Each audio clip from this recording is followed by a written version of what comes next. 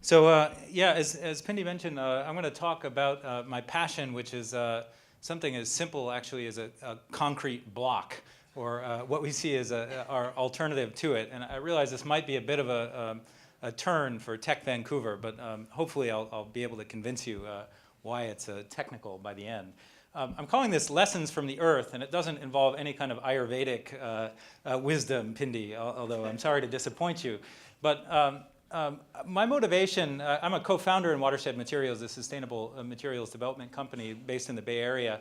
And our motivation really begins from a site that's probably pretty common to all of you living in Vancouver. I've been here about 5 years, and I'm struck by how much of the city has been rebuilt just in the time I've been here. And so this site was actually the Vancouver Convention Center. But if we look at all of the materials that go into building buildings, we're looking at 40% of primary materials. So all the primary resources go into buildings. And this is especially motivating for us because most of the focus on the built fabric right now is about the actual the energy to operate it, but virtually no attention is given to the materials itself. And as we get operating carbon down closer and closer to zero, this will become proportionally more and more important. And if we look at a particular material central to the construction industry, you can see how important it is. So global carbon dioxide, 7% overall is from the production of cement alone. That doesn't sound like a lot, 7%, but from a single source, it's astronomical. And the reason is that to produce cement, we're mining limestone formations, like on the bottom of this slide, cooking them in a process called calcination, to produce cement, and that process releases a massive amount of carbon into the atmosphere. But we can look to natural systems like bone to find an alternative. So bone is formed, unlike the process we were just looking at, by a biomineralization, in which the minerals necessary to form bone are absorbed from the bloodstream, from local tissues, and happens incrementally over time to make an amazing material that's actually denser where strengths need to be higher, is more porous where strengths are lower. So it's finely calibrated and actually highly attuned to its local environment. We know that we can do the same thing with building materials because we've been doing it for about 10,000 years. So rammed earth, I was talking to a geotechnical engineer earlier, sorry, I've forgotten your name. Matt pointed out that rammed earth is a really old building technology that's been around a long time, in which natural clays are used to provide the binding in these materials in place of what we use as cement. But of course, in the current process, so I built a wall when I was a student at MIT as a demonstration project to see if we could do it with soils in New England, and in fact we can. What we realized is that there's widespread soils around the world that have the appropriate amount of clays. And so we set out, my co-founders and I, to kind of commercialize, because it's very difficult to sell people a resource they already have. And selling dirt to make walls is actually difficult. On the other hand, concrete block is a kind of ubiquitous material of construction. And so we thought, could we kind of make a more durable block using that same technology? So material consolidation together with the natural clays, we have to activate them to make them hit the kind of ASTM targets. And so this is a normal concrete block production kind of method. You mine the limestone to make the cement, which you do by inputting a tremendous amount of energy at the cement plant. You truck that to the block factory where you put in more energy to make the blocks, and then you truck that to the building site. In contrast, we figured, well, if rammed earth has been around for 10,000 years using site soils to build buildings, if we could make the clays, a little bit more durable, we could just excavate the foundation of the building and process it right there at the site, use these kind of clay activators to make it durable enough to meet the ASTM standards. We're based in the Bay Area in California, so ASTM is kind of governs. To make the blocks there, and we can build directly there, and we can cut out about 80 to 90% of the embodied impacts in the material by doing that.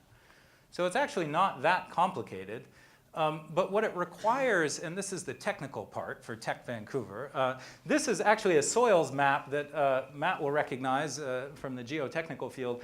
This is a very basic gives you some sense of the variation in soils just in British Columbia. And if you zoomed in on this map, you'd see that soils are actually highly variable. Tremendous amount of variation that might occur over even the space of, say, 20 feet on a building site. The soil can change dramatically depending on the geological activity that happened before. And so what it requires in order to go about this, so these are some of the kind of product line, again, a very basic kind of fundamental material of construction, but it requires the ability to process a tremendous amount of variation, which we have now through big data and these kind of systems. We can sequence the human genome, so certainly we can handle the kind of variation and heterogeneity in site soils, although it's a little bit more difficult than you might expect because of the kind of complexity of interactions, particularly between clays and the more inert parts. But so we developed this high compression technology combined with dynamic soil processing. You can see the simple soil processor unit on the left, to using activated clay binders and unwashed aggregates. So we're actually using the clays that in the normal production method of making blocks, we actually spend a lot of resources washing out to ensure a kind of predictable performance. And so we built this is a demonstration house we built about 3 years ago in the Bay Area. Another one done by Arc and Tilt Architects in Sonoma. And you can see that actually the architects, it's funny because we spent all this time trying to factor out the cement as a way to get the embodied impacts down. And the architects often could care less about that, but they like it because it appears sort of like natural stone. So the color comes out when you cut out all that gray cement. And so you can check us out online. We're at watershedmaterials.com, and we've got, we have yet to sell much here in Canada, but we're looking forward to that. But I'll leave you, our time is short, and I'm trying to accept the 5-minute rule. But I think this might be advice to the Trump administration as well.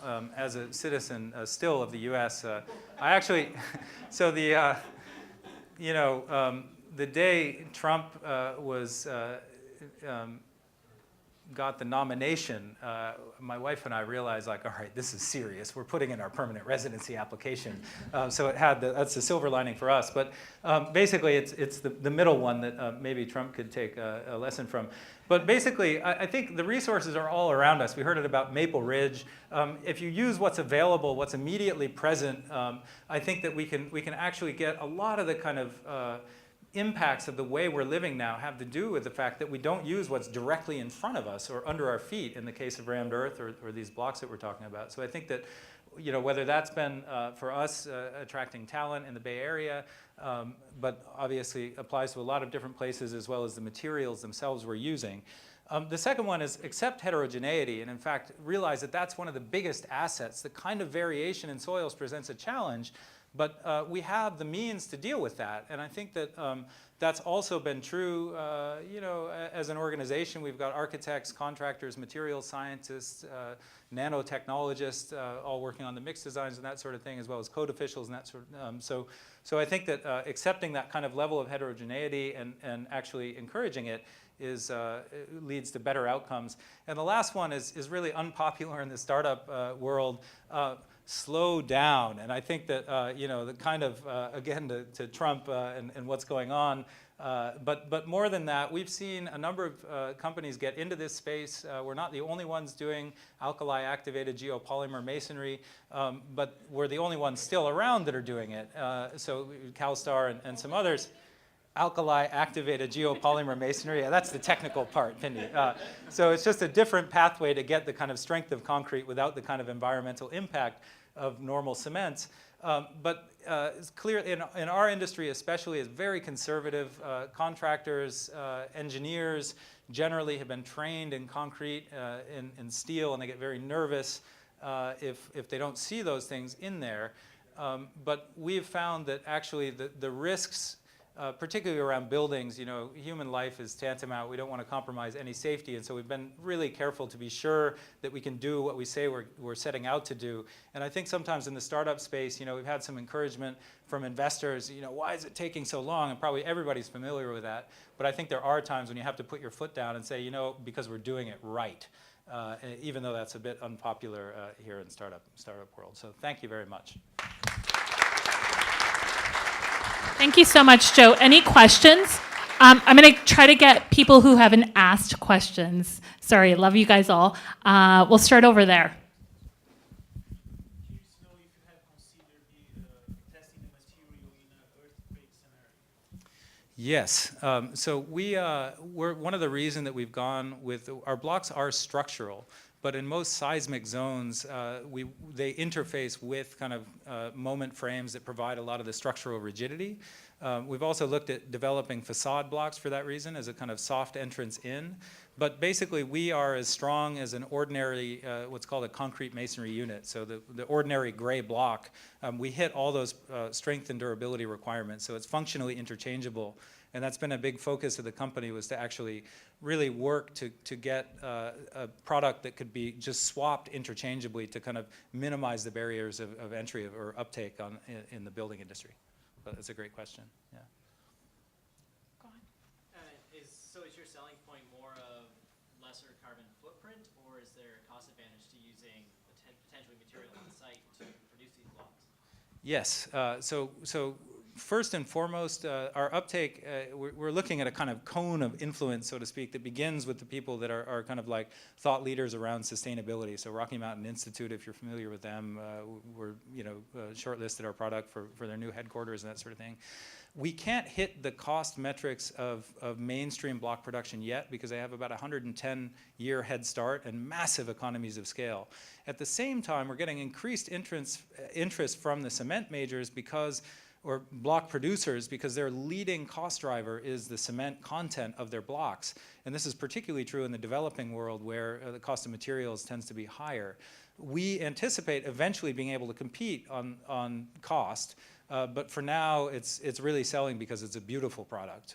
And so we had to kind of like have our own little come to Jesus moment about that, as much as we want to kind of affect the world from a kind of, just the sustainability perspective. It's actually that the contractors are often more reluctant to use it because it doesn't have cement. And they hear cement and they feel like they rest easier, because of those safety issues. But yeah, it's another good question. Jamie? I have a quick question. Do you have to go to a site before they break ground to do some soil samples, and they'd be like, okay, you can use this, or you can't, and you have to go back to cement blocks? Like, is there some sort of like process there? How closely do you have to work with development companies? Yeah, typically it begins with a couple 5-gallon buckets of soil that they send to us, and we have some geotechnical engineers that go through it, and often we can just use the soil with some activators. We kind of tailor the activators, and so the mix designs is part of the IP of the company. But often with minimal amendments, we can use the site soils. So but yes, it does require testing. Yeah. Are there any situations where you haven't been able to use the soil? There's been a few, but generally speaking, I mean, the expansive clays present a real problem because they shrink and swell a lot. So with water, but most non-expansive clays are sufficient. Yeah. Mm-hmm. Last question, and we're going to move on. Those are great questions.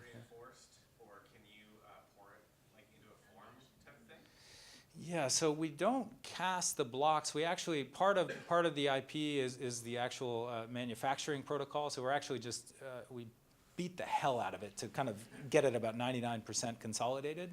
And that allows for the kind of geopolymer reaction to happen in a way that doesn't happen in more kind of diffuse samples.